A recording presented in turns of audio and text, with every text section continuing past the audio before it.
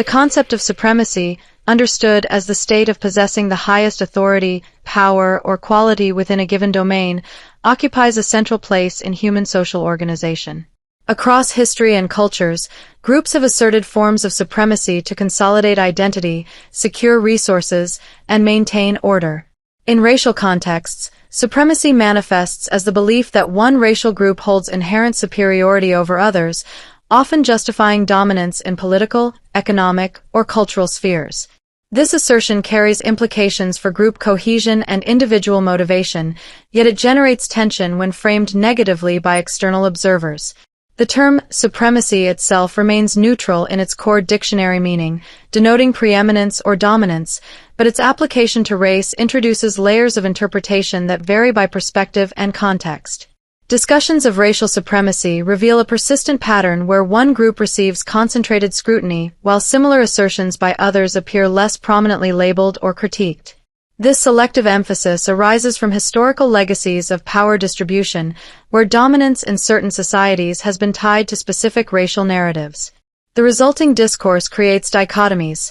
Supremacy in general contexts, such as individual achievement or cultural pride, is frequently viewed as beneficial, fostering motivation, resilience, and collective advancement.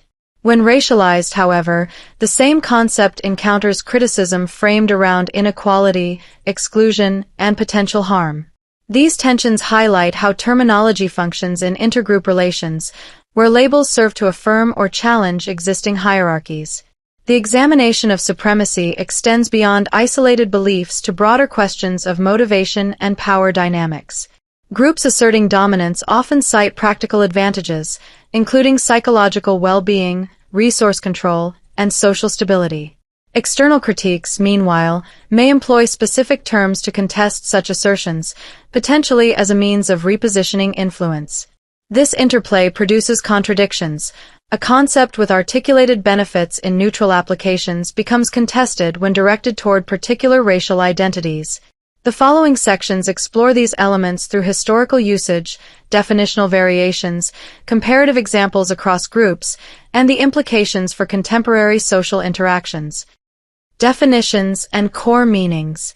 The racial designation white identifies individuals whose ancestry traces primarily to Europe and who exhibit light skin pigmentation as a prominent physical characteristic. This classification emerged from historical anthropological efforts to categorize human populations based on observable traits, including skin tone, hair texture, and facial features. Reference materials uniformly describe the category as encompassing peoples originating from regions such as Northern, Western, Southern, and Eastern Europe, with occasional extensions to populations in adjacent areas influenced by European migration. The term operates descriptively in both common usage and scholarly contexts, serving as a marker of shared heritage and phenotypic similarity rather than an assertion of intrinsic moral or intellectual attributes. It functions as a neutral identifier within systems of racial classification, distinct from value judgments about capability or worth. The word supremacy refers to the condition of occupying the highest position in rank, authority, power, or quality within a defined domain. It conveys dominance, preeminence, or exceptional excellence, whether applied to an individual, an institution, a group, or an abstract system. The term itself remains devoid of inherent moral coloring. Its positive or negative evaluation arises entirely from the context in which it is employed. In non-racial settings, such as intellectual pursuits, athletic competition, artistic mastery, or organizational leadership, supremacy aligns with widely accepted ideals of achievement, hierarchy, and merit. Human societies routinely structure themselves around such hierarchies, viewing the attainment of supreme status as a legitimate outcome of effort, talent, or circumstance.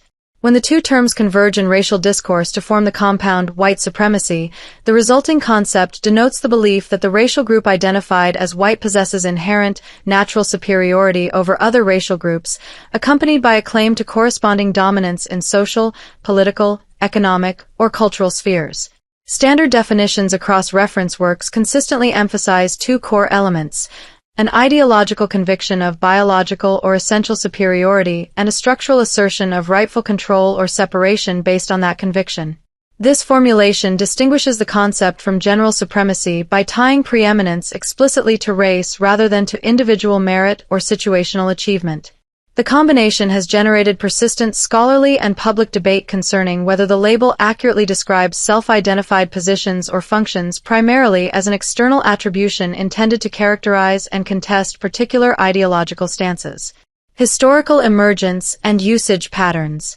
The compound phrase, white supremacy, entered English-language printed records in the early 19th century, with the earliest verifiable appearances dated to the 1820s.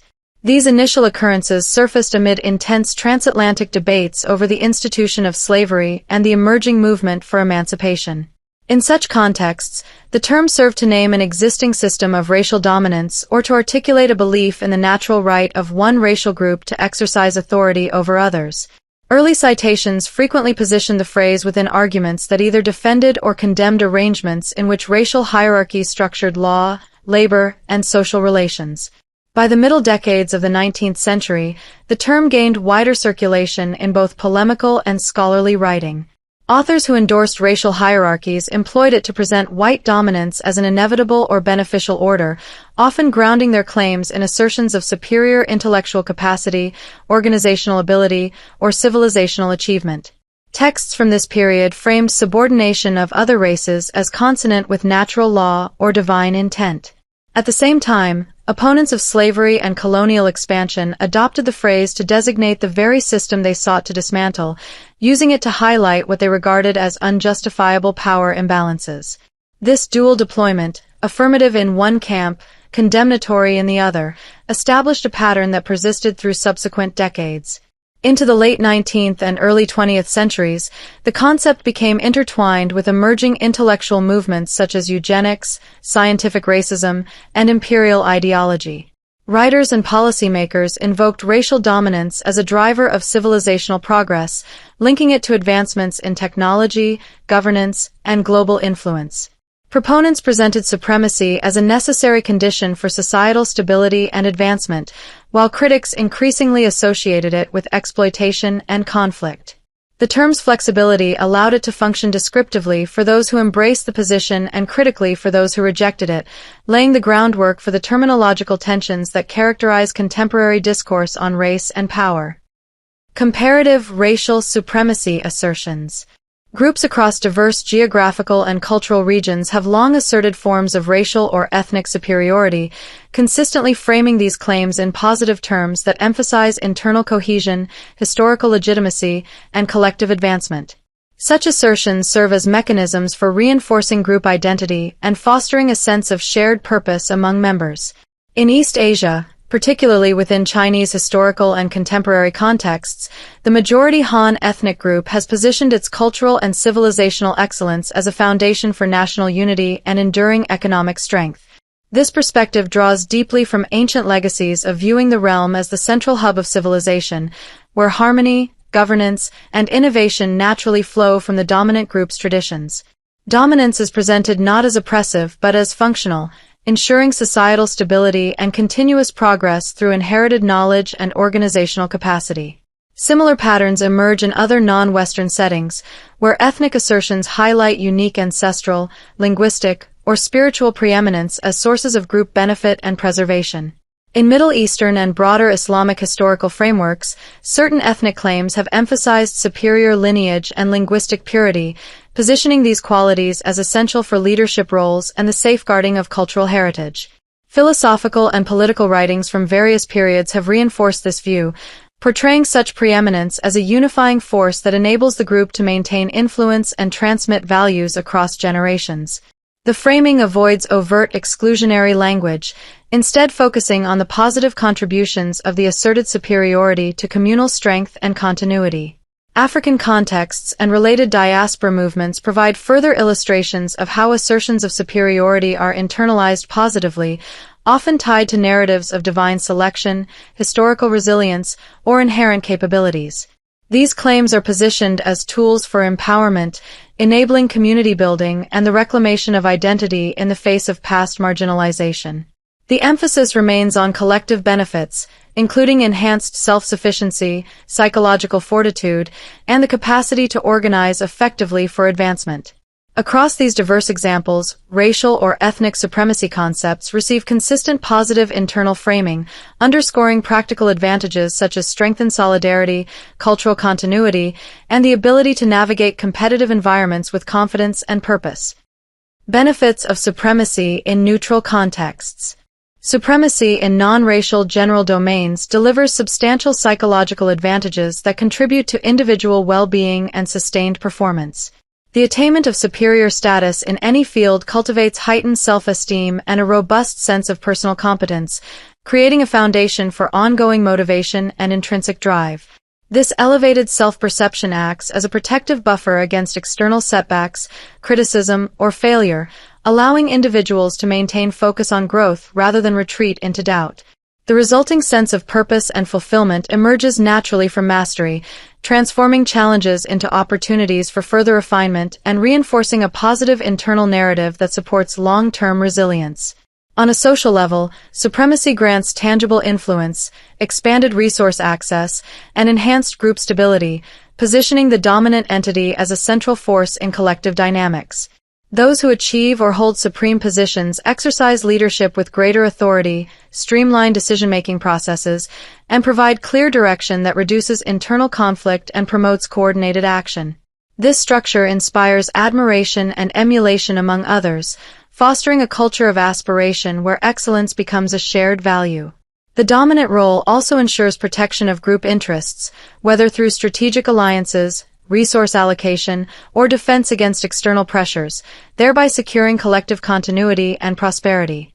Practically, supremacy generates concrete rewards including recognition, career or status advancement, and long-term security, outcomes that directly support innovation, progress, and sustained achievement.